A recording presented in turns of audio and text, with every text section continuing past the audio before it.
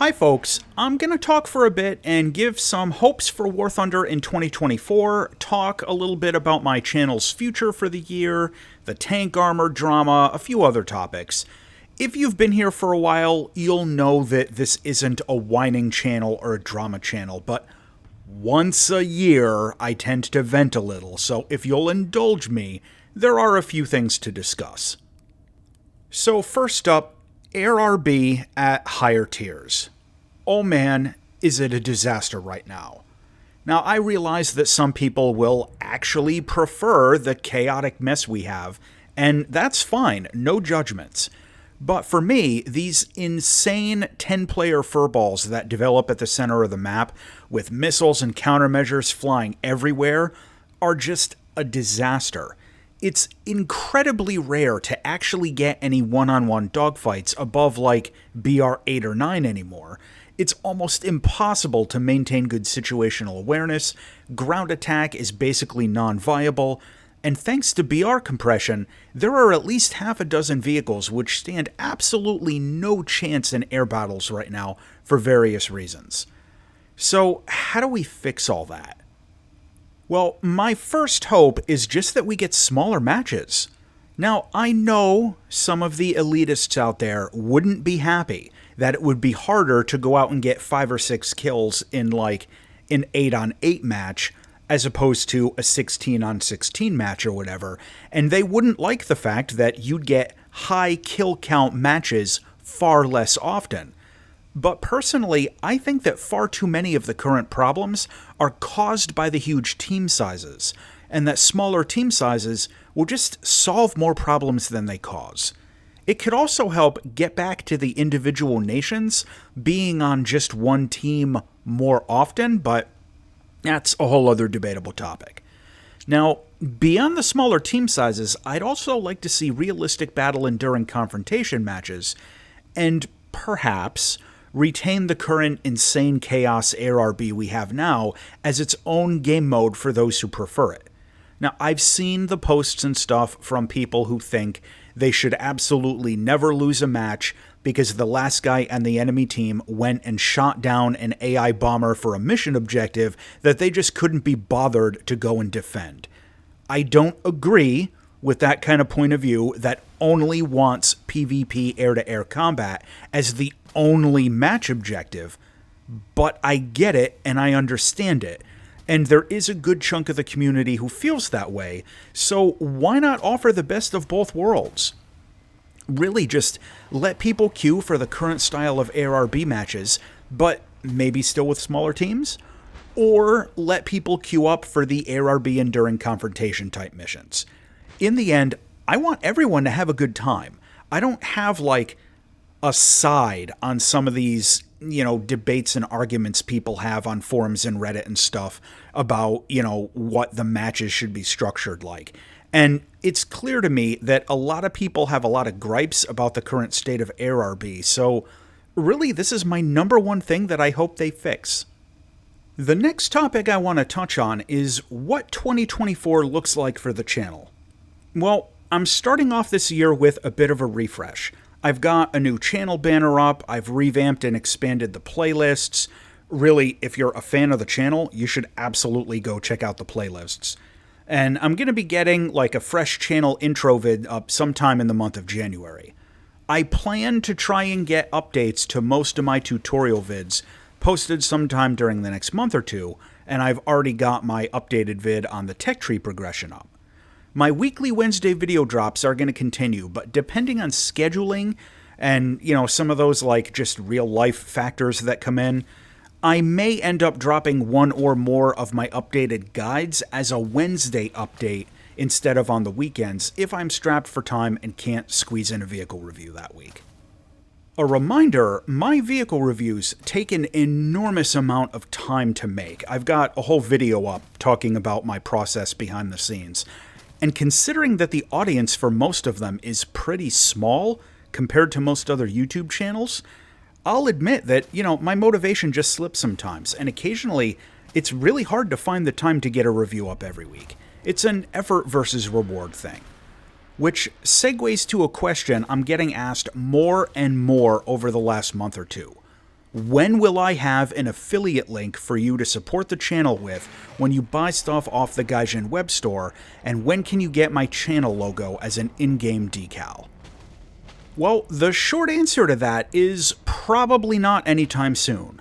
Like, probably not in 2024, or possibly ever. The eligibility criteria to apply for that level of partnership is based entirely on average views per video over just a couple of months. And before I could even apply for it, the number of views on my weekly vehicle reviews, like especially some of my lower tier prop vehicle stuff, would need to at least triple, which I frankly don't see happening anytime soon. Some of my vids, like my tutorials and stuff, get tens of thousands of views per month, like over the long term, but those don't count once they're 90 days old. So, I really don't know what to tell you. The snail goes for quantity over quality.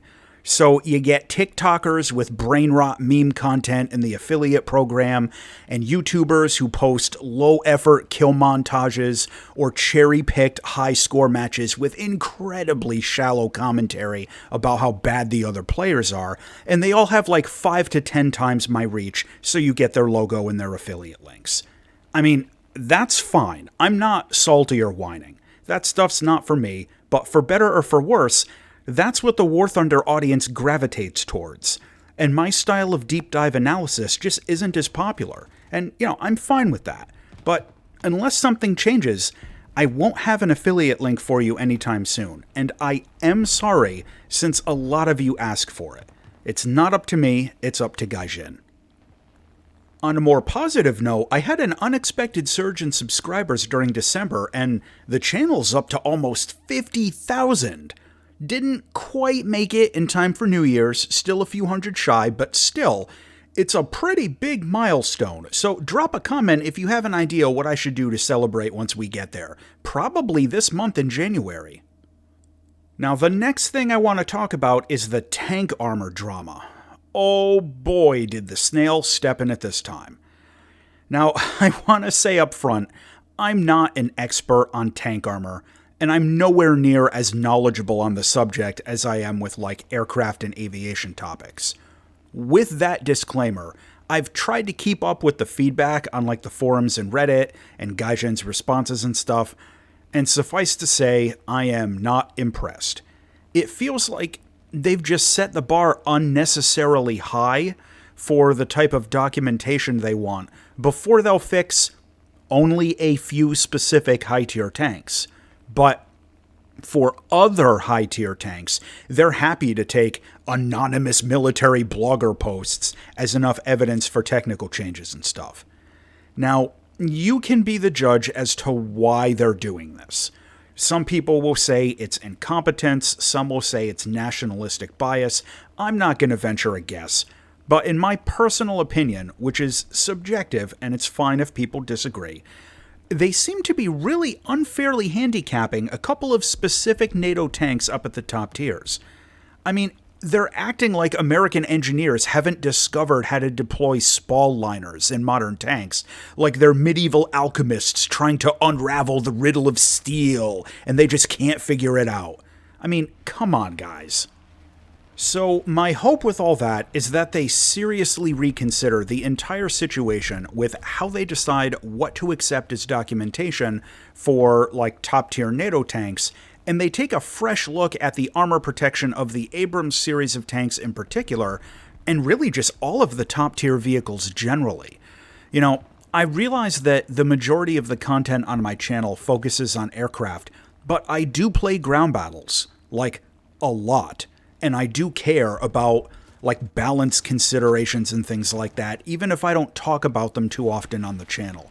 And I have been trying to follow all the shenanigans and everything, that are going on with the whole Abrams armor and the spall liners and all this stuff. And I'll say subjectively, I've noticed it myself that the Abrams tanks and a few of the other, like, higher tier NATO tanks seem to be a bit less survivable than, frankly, they probably should be.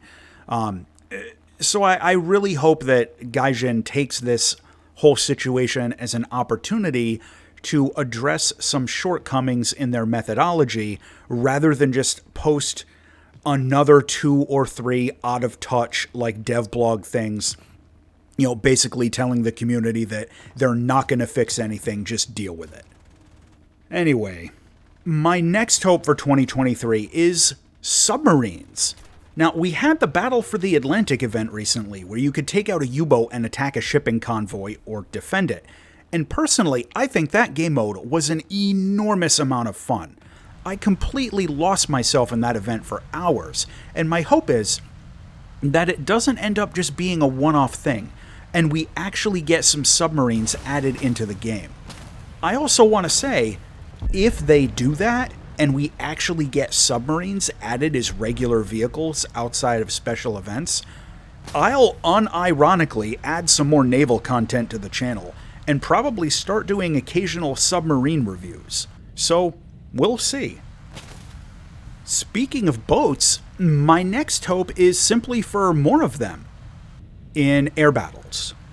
Now, right now in the game, we have a lot of planes in the low to mid tiers that can take torpedoes, and even a jet with anti-ship missiles, but there just aren't any ships to attack anymore. Some of the newer players out there, if you've only been playing the game for the last few years, you might not remember this. But years ago, air battle maps over the Pacific with fleets to attack and defend were far more common. But these days, I just almost never see them anymore. And that sucks. I really like going after ships in Warthunder, and I think if they added more ships to attack, it would also let them add in more anti-ship weapons to higher tier planes. And plus, getting to do carrier landings and stuff, more than once every 6 months, would be really cool. So, a big hope for 2024 is just more boats out in air battles. My next big hope is simply BR decompression. Now, this is, in my opinion, critically important for the long-term future of the game for a lot of reasons, especially as the player count keeps increasing. And I'm really only going to touch on it briefly here because it's a topic I could go on about for at least an hour. In short, we end up with a situation right now where some of the aircraft that are near the top tier end up being completely dead on arrival when they're sucked up into a 12.7 match. And the fact that everything that can be pulled up into max BR matches is pulled up most of the time means that the next bracket down suffers, and the bracket below that, so on and so on. In particular, matches right around BR 9.3 to 9.7 are a complete mess, where you can get gunslinger jets fighting all aspect missiles. Stuff like the MiG-19S, the Buck S2, the F-86 F2, the J-29F, the Sagittario 2, hell, even the F-84Fs, I think. They can all find themselves going up against AIM-9Ls, R-60Ms, and Matra R-530s. It's just insane. And this is to say nothing about how the current BR structure places things like the KI-200 and the B-29 into BR brackets where they just can't compete very well unless they get a full down tier. Now, my hope is that they'll seriously reevaluate the BR structure as part of the next quality of life roadmap, increase the cap to at least 14.0, and restructure basically everything from BR8 upwards. They won't, but I can hope. Next, I hope that active radar missiles don't destroy top tier. Now, we were originally supposed to get more active radar missiles in the December update, but it's been pushed back into 2024. Whenever we eventually get them, it's going to completely change the meta at top tier, and especially if we don't also get major BR decompression. It's going to dramatically reduce the combat effectiveness of planes that don't get them. Active radar tactics in a game like Warthunder, in my opinion, it's going to quickly devolve into spam ram fights at around 10 to 12 kilometers, where people just throw out 3 or 4 missiles in the general direction of the enemy team and then turn away and run. That's gonna suck and get really stupid really fast. Now, don't get me wrong here. It is a correct tactic in like a one-on-one to use an active missile shot to force a defensive maneuver on an opponent. But that's usually so that you can get into like position for a more close-range attack, not just spamming off all your missiles and running away. I really hope the meta isn't completely spoiled by these weapons, and I honestly have no idea what they're going to do to balance them. Next up is bombers. I've got a separate video up about the proposal I sent in for improving bomber gameplay, so I won't rehash it all here beyond just saying that I really hope they at least consider some improvements to bomber gameplay. Now lastly, the banhammer. In 2023, Gaijin did at least 3 major waves of cheater bans, and I seriously hope that continues. You know, people who cheat at a game like Warthunder are a cancer to the game, and they just poison the community in like 20 different ways, so I hope they keep up the good work with cracking down on the cheaters. Flush that toilet, and flush it hard. So anyway, what are you guys hopeful for about 2024? Feel free to let me know about the 50 things you're pissed I didn't mention.